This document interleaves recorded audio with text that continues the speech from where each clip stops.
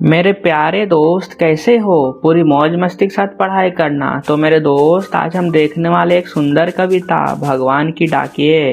दोस्त, इस कविता को अंधारी सिंह दिनकर जी ने लिखे हैं। इनका जन्म 13 सितंबर 1908 में बिहार में हुआ था और इनकी मृत्यु 24 अप्रैल 1974 को हुआ था। मेरे दोस्त, इस कविता को मैंने 2 पंक्ति में बांटा है। एक एक करके सभी को देख लेंगे। तो मेरे प्यारे दोस्त, अब हम देखते हैं अपने पहले पंक्ति को। मेरे प्यारे दोस्त, हम पक्षी, बादल, हवा इन सभी को बांध कर नहीं रख सकते हैं। यह एक देश से दूसरे देश जाते रहते हैं। तो मेरे दोस्त, इस पंक्ति में कवि ने बताया है कि पक्षी और बादल भगवान के डाकिए हैं। दोस्त, डाकिए का मतलब पोस्टमैन होता है, जो चिट्ठी और संदेश एक जगह से दूसरे जगह ले जाते हैं। तो कवि कहते हैं उसी पोस्टमैन यानी डाकिए के जैसा बादल और पक्षी भी एक देश का संदेश दूसरे देश पहुंचाते हैं। दोस्त, हम इंसान तो पक्षी और बादलों की भाषा को तो नहीं समझ सकते हैं ना, इसलिए हम उनके द्वारा लाए गए संदेश को भी नहीं समझ पाते हैं। लेकिन पेड़, पौधे और पहाड़ उनके लाए हुए संदेश को आसानी से समझ पाते हैं और फिर पूरे धरती और भगवान के भेजे हुए संदेश को सुनाते हैं।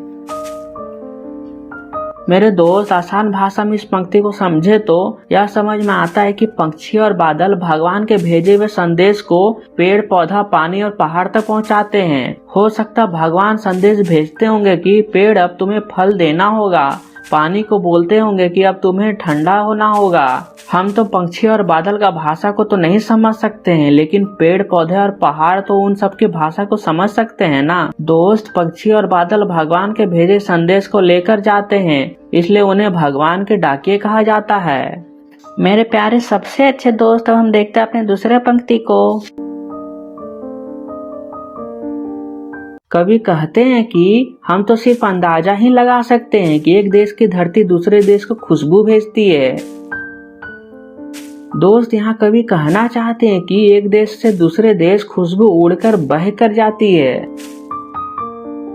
आगे कवि कहते हैं कि जब हवा बहती है तब पक्षी एक देश से दूसरे देश उड़कर चले जाते हैं और साथ में बादलों को भी लेकर जाते हैं।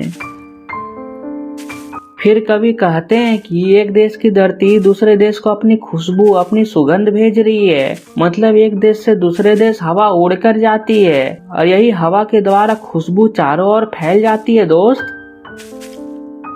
दोस्त, हम तो जानते हैं कि साइंस के सब्जेक्ट में पढ़े भी होंगे, जब टेम्परेचर इंक्रीज होता है तो पानी भाप बनकर ऊपर चला जाता है, आसमान में चला जाता है और फिर यह भाप बादल बन जाता है और फिर बादल एक जगह से दूसरी जगह जाते हैं, तब बारिश होती है दोस्त, और फिर हमारी धरती से खुशबू निकलते हैं। एक देश का पानी दूसरे देश में बारिश बनकर गिरती है।